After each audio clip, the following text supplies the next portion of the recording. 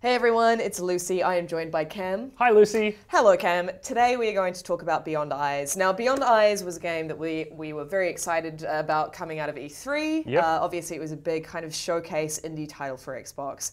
And it was, it made a bit of, it had an effect on me. I was really impressed by what I saw. I think conceptually it's a great idea for a video game. Yeah. And I really wanted to see how they might realize this idea. Yeah, absolutely. So we've had a chance to go hands-on with the game. We played the Couple first levels. chapter and the third chapter. And basically it's still a very, I mean, from my perspective, it's still a very intriguing game.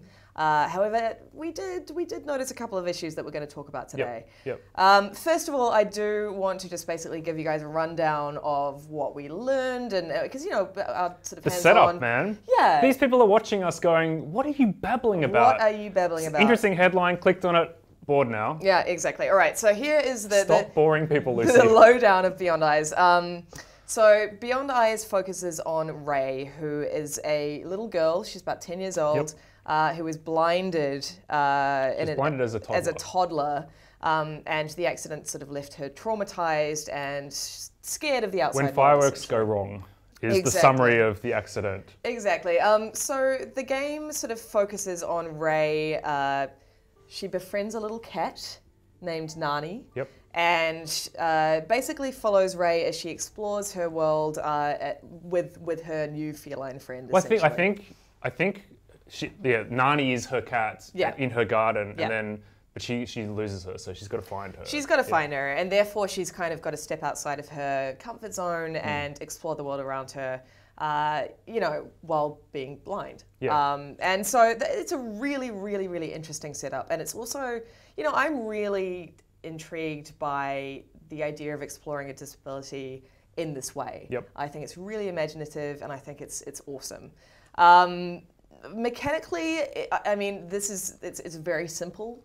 I mean, I likened it, Cam, I know that you don't really agree with me, but I likened it, probably, it reminded me a little bit of Flower in terms, that's the closest game I can think of from a mechanic point of view in terms of moving around the world and bringing that world to life. Just the world comes into bloom. In this case, it goes from being like an unknown into watercolor. Yeah, exactly. And it is actually it's quite a beautiful world. I mean, the way I really like it. It's a sort of, how would you describe it? Kind of an idyllic kind of village of yesteryear. Yeah, I mean, and you're starting out in Ray's garden, which is where she feels safe, where she feels secure, and then venturing out into the world. So that first garden level is very much idyllic. Yeah. And then she has to kind of, because of the accident being related to fireworks, she's very scared of loud noises and things. So as you progress out into the world, there are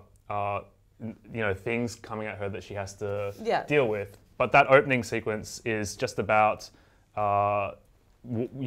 exploring the garden and it kind of coming to life around you. Yeah. And basically keeping an ear and an eye out for Nani's meow and kind of trying to find the cat. And along the way, you'll see birds and other things. And it's cool just seeing them kind of flash in color over in the distance as you hear them, and then you walk across and see them fly or whatever it might be. Yeah, and I think, I found that first level in particular quite sort of meditative. Yeah. It's a very slow game. Yeah, I mean, like pacing wise, it's very slow, but I guess if you go in with that as an understanding, then that's fine. Yeah, absolutely. And I think the first level was a really great showcase for that kind of meditative, slow.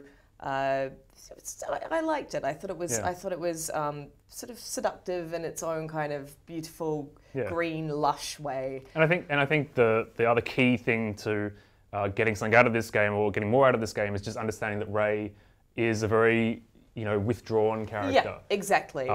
So it's slow paced. She's very timid. Yeah. You are not going to see a great deal of personality from her. And so for me, I was going to say, how do you feel about that? Yeah, I like my characters to have a lot of life about them and some personality, as opposed to being what appears to be a bit of a cipher at first. But I think that's the job of the game developer, is for us to warm to Ray over the course of the game. Yeah. And she starts out as this very timid little girl, and then over time you learn more about her, you see her grow, Yep. and then that becomes the journey. Yeah, yeah. So I'm not going to evaluate it, until I've seen the way that journey unfolds. Absolutely, and I think, I mean, when you say timid, she doesn't actually really speak. No. We certainly didn't hear her speak. But the way that the developer Tiger and Squid, I'm not sure if we've mentioned, that's the development team behind this. Basically, you can tell from her body language how she's feeling. So in the first chapter, she was quite alert and she had a smile on her face. Yeah. And some nice touches, like she'll kind of put her hand up to trail along the wall. Yeah, like she was having a really nice time. Obviously, in the third chapter, she's scared, so she hunches over and you're sort of moving her around this world, and her shoulders are hunched over, and she's not sure of anything. And I like that. I think that's a nice little touch. It's going to be interesting to see how the gameplay evolves, given the mechanics. I guess it's really about kind of impressions versus reality. Yeah. That's kind of at the core of the game. So in the third level, there's some interesting stuff like you see kind of a car start up, and then as you get closer, it disappears and you realize it's somebody with a lawnmower. Yeah, that's cool. I really like that. Touches, yeah. And then there's a barking dog that obviously you're quite scared of, and you have to try and go around the dog, but then it's moving, so it'll be in a different place. Yeah. So I like the idea, because for me the world feels quite staid and quite set and static. So I would love to have more of an impression of movement and things going on, and Ray trying to keep track of things a little bit more. Yeah. But we'll see how that goes. Absolutely. Now, there were, aside from that, there were a couple of issues that I think we both experienced. For me, there were a couple of times where I was just sort of hitting invisible walls. Obviously, with any preview, this isn't the final build, so we don't know if they're going to be removed in the final game. But there were a couple of times where I sort of felt like I was just arbitrarily not allowed to go into an area. Yeah. For no reason. You leave the garden at the start of the first level via a gate, and you encounter 2 more gates in the third level, but and you can't go through the gates. Yeah, and I think that sort of thing is a real issue, especially in a game about exploring space, and about perhaps the frustrations of exploring space without being able to see it. I'm not sure whether that gels with that vision, because for me, there were some moments where I was a little frustrated. Just because I couldn't find the cat and I was just wandering around the same area. And you do move very slowly. And you do move very slowly. The pace works against the game when you're wandering quite aimlessly. Yeah. And I Ray's kind of personality and age aside, I would assume that blind people would very quickly make inferences about the world based on limited information, and you don't really get a sense of that dynamism in this. Instead, there's a bit of that old point-and-click adventure thing where you're going round the edge of the world, just filling it in, making sure you're not missing anything, not too sure what to do. So I guess that's the thing. There's some player direction stuff that doesn't work quite as well as it potentially could, but that is part of the design. So I mean, and this is the thing, is just sort of going back to my point. I feel in a way that does kind of relate. If the intention of the game is to give you an experience, obviously not an emulation, but an experience, or touching on the experience of not being able to see, there's going to be some frustrations that go along with that. So for me, I was kind of ready to accept that some of this was going to be frustrating.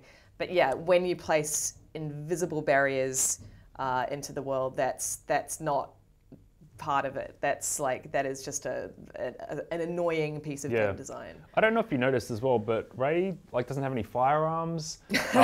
There's no zombies at any point. I know. I did notice that. Pastel watercolors. So played.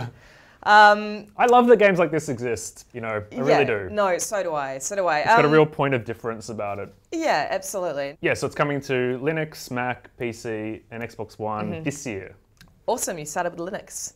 That's interesting. It's the most important gaming platform. Only real gamers play on Linux. And B, I did the list alphabetically. I'm a very ordered individual, which none of you guys have ever really noticed, because you don't see it very often. Right. On that note, that was Beyond Eyes. For everything else Beyond Eyes, keep it locked to IGN. Yep. Bye. Bye.